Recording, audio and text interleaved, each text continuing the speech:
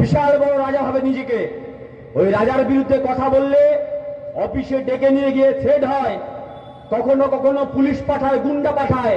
এখানে সাংবাদিক বন্ধুরা আছে, আমার কাছে খবর আছে, অনেক সাংবাদিক বন্ধুকে ধমকায় চমকায়। রাজা বাবুকে বলবো, সবে ঠান্ডা পড়া শুরু করেছে, লোকজন বলা শুরু করেছে, ঠান্ডা ঠান্ডা কুলকুল মুছে যাবে তৃণমূল। কটা শ্রদ্ধেয় দর্শক, আজকের এই আলোচনায় আপনাকে আরও একবার স্বাগত জানাই। আপনারা প্রত্যেকে অবগত রয়েছেন এসএফআইয়ের প্রাক্তন ছাত্র নেতা, সিপিআইএম রাজ্য কমিটির সদস্য প্রতিকুর রহমান আজ সিপিআইএম ত্যাগ করে তৃণমূল কংগ্রেসে যোগদান করেছে। আমতলার পার্টি অফিসে অভিষেক ব্যানার্জির হাত থেকে তৃণমূলের ঝান্ডা নিয়েছেন। এই যোগদান পর্ব নিয়ে তৃণমূলের এক শ্রেণীর নেতাকর্মী সমর্থকদের মধ্যে আনন্দে আত্মহারা, বামেদের এক শ্রেণীর নেতাকর্মীরা তারা দুঃখে, যন্ত্রণায়, বেদনায়, হতাশার শিকার হয়েছে। প্রত্যেকের জন্য আজকের এই আলোচনা। যারা আনন্দে আত্মহারা হয়েছেন তাদের জন্য শুধুমাত্র একটা লাইনই বলে রাখি, এই প্রতিকুর রহমানেরা, আরও প্রতিকুর রহমান রয়েছেন যারা দলের খারাপ সময়ে দলের সঙ্গে সাথ দেয়নি, তারা কোনো দলেই সেই দলের খারাপ সময়ে সাথ দেবে না।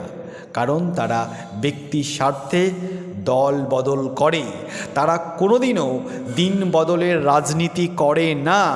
আমি আবার বলছি, এই প্রতিকূলের মতো লোকেরা কোনো দিনও দিন বদলের রাজনীতি করে না। এরা প্রতিটা সময় দল বদলের রাজনীতি করছে, আগামীতেও করবে। তাই যারা নাচছেন তাদেরকে সাবধান, যেদিন তৃণমূলের খারাপ সময় সেদিনও কিন্তু এই প্রতিকূল তৃণমূলের সাথ দেবে না, আজ যেমন বামেদের সাথ দেয়নি। এটা কিন্তু মনে রাখতে হবে। আর যারা বামেদের কর্মী সমর্থক তাদের জন্য বলে রাখি, প্রতিকূল একা গেছে, প্রতিকূলের সঙ্গে কিন্তু দ্বিতীয় জন কেউ যায়নি। এটাও বলে রাখি, প্রতিকূলের যিনি ওয়াইফ, বউ শিরিন সুলতানা, তিনিও কিন্তু এতে ক্ষুব্ধ, তিনিও কিন্তু এতে রেগে আছেন এই যোগদান পর্ব নিয়ে। তিনিও কিন্তু প্রতিকূলের সঙ্গে সেই যোগদান পর্বে ছিলেন না, যাননি, কারণ তার পরিবারও চান না যে তিনি তৃণমূল কংগ্রেসে যোগদান করুক। তাই আবারও বলছি, প্রতিকূল কিন্তু একজন ব্যক্তিকেও বামেদের থেকে তৃণমূল কংগ্রেসে যোগদান করাতে পারেনি। তাই হতাশার কোনো জায়গা নেই, প্রতিকূল একটা ভোট গেছে। তাই মনে রাখতে হবে যে এই প্রতিকূলরা কোনোদিনও কমিউনিস্ট আদর্শে বিশ্বাসী ছিল না, এরাই নিজেরাই কালপিট ছিল। এখন প্রশ্ন হলো, অনেকে প্রশ্ন করছে যে সত্যিই তো মোহাম্মদ সেলিম একটা ফোন করলে, তার বাড়িতে গেলে, তাকে বোঝালে হয়তো মিটে যেত। না বন্ধু, এসব কিচ্ছু না। তিনি যা অভিযোগগুলো নিয়েছে, যে অভিযোগগুলো করেছে বামেদের প্রতি, বামেদের মধ্যে লবিবাজি রয়েছে, তাকে রাজ্য কমিটির মিটিংয়ে তার কোশ্চেন শোনা হয় না, প্রশ্ন করলে তাকে সাইড করে দেওয়া হয়েছে, ডায়মন্ড হারবার থেকে ঢুকতে দেওয়া হয়নি, এসব মিথ্যা, সব বানানো। আইপ্যাক তাকে শিখিয়ে দিয়েছে কোন মিডিয়াকে কি বলতে হবে, কোথায় ভাষণ দিতে হবে, কোথায় বক্তব্য দিতে হবে, সবটা শিখিয়ে দিয়েছে। এই প্ল্যান 2 মাস পূর্ব থেকেই শুরু করেছে এই কালপিট প্রতিকুর রহমান।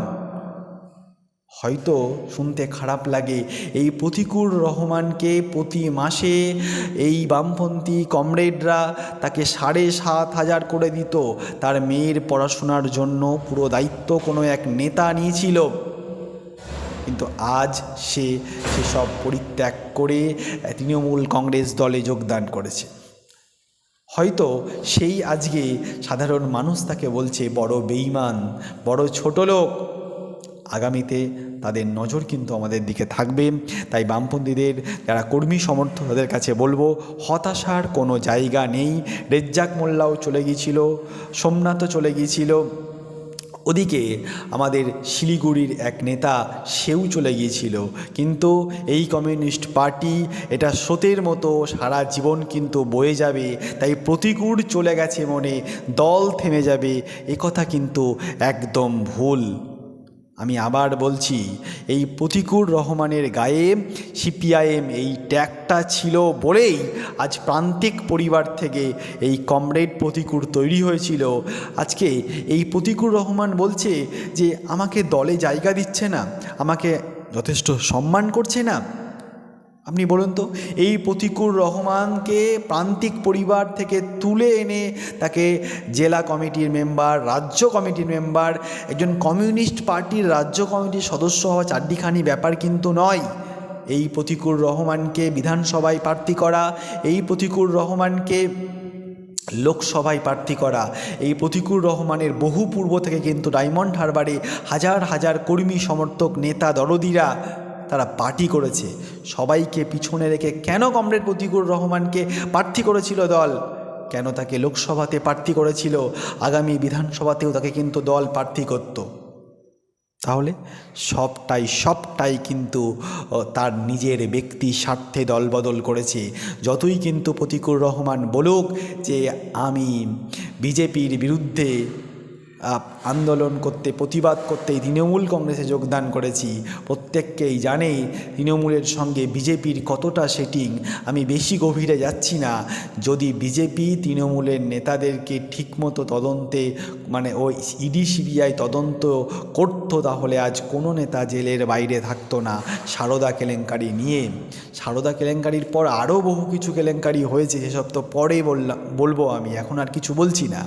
কিন্তু যে প্রতিকুর রহমান তৃণমূলের দুর্নীতি নিয়ে সকাল থেকে সন্ধে পর্যন্ত গলা ফাটিয়েছে, সেই কথাগুলো যদি বলি তাহলে দিনের পর দিন চলে যাবে, কিন্তু শেষ হবে না। তাহলে সেই প্রতিকুর রহমান সেই বক্তব্যগুলোকে তুলে নেবে?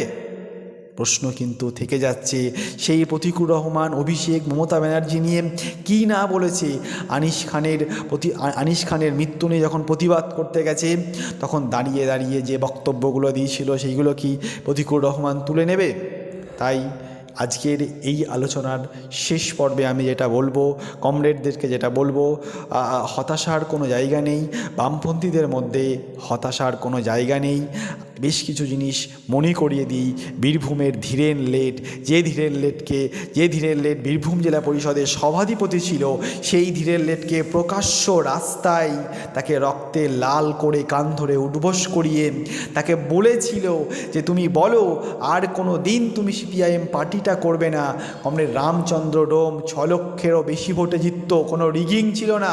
সেই রামচন্দ্র ডোমকে তারা রক্তে লাল করেছিল। এখনও কিন্তু সেই ধীরেন লেট, সেই রামচন্দ্র ডোমরা লাল ঝান্ডাটা বয়ে নিয়ে যায়। মইদুল মিদ্যা, যারা পুলিশের সেই আক্রমণে তারা মৃত্যু হয়েছিল, এটা আমরা অনেকের মুখ থেকে শুনি। বামপন্থী নেতারা তারা অভিযোগ করে, সেই মইদুল মিদ্যার পরিবারও কিন্তু তৃণমূল কংগ্রেসে যায়নি। তাই সবাই কিন্তু মেরুদণ্ডটা বিক্রি করে দেয় না। এই প্রতিকূলদের মতো এখনও হাজার হাজার প্রতিকূল তৈরি হচ্ছে, আবার প্রতিকূলের মতো আবার হাজার হাজার প্রতিকূল পথে নামছে। আজকের এই আলোচনা এই পর্যন্তই। ততক্ষণে তুমি ভালো থেকো, সুস্থ থেকো, সাবধানে থেকো।